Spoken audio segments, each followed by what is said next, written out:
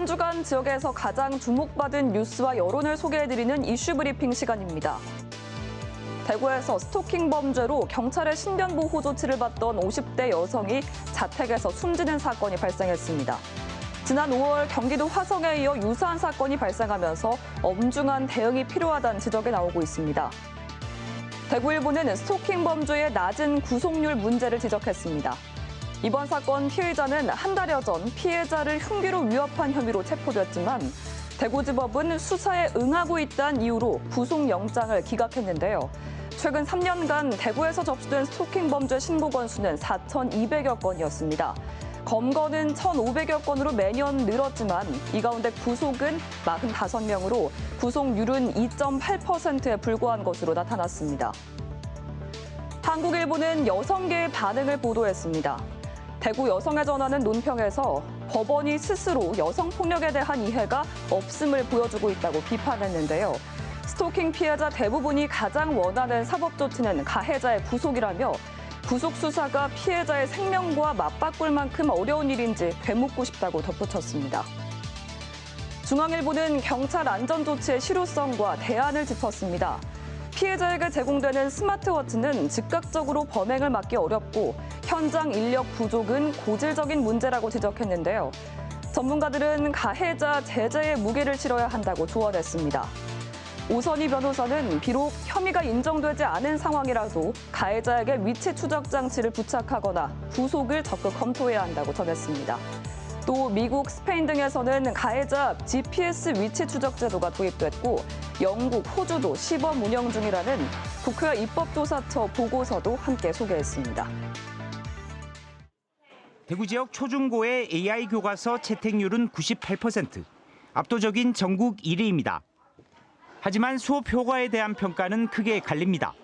교육청은 학생 수준별 학습과 교육 격차 해소에 매우 유용하다는 입장인 반면 교사단체는 잦은 접속 오류 등 안정성이 부족하고 교사의 선택권이 배제되다 보니 실제 수업 활용률은 저조하다고 주장합니다. 전 정부가 강력하게 추진해온 인공지능 디지털 교과서가 퇴출 위기에 처했습니다. 전 정부에서 제2요구권을 행사해 무산됐던 AI 교과서를 교육자료로 지위를 낮추는 법안이 지난 11일 다시 상정됐기 때문인데요. 머니투데이는 학교와 교과서 발행사의 혼란한 상황을 취재했습니다. 서울시교육청은 교육부로부터 입장 정리를 기다리고 있어 2학기 교과서 신청은 받지 않고 있는데요.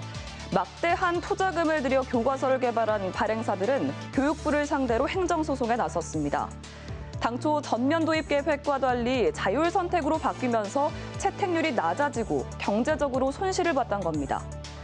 매일신문은 관련 감사 청구와 고발건을 다뤘습니다. 감사원은 AI 교과서 도입 과정에 대한 교육부 감사를 벌이고 있는데요. 전교조 대구지부는 감사원의 철저한 수사를 촉구하는 한편 강은희 대구시 교육감을 AI 교과서 선정 강제 직권 남용 혐의로 경찰에 고발했습니다.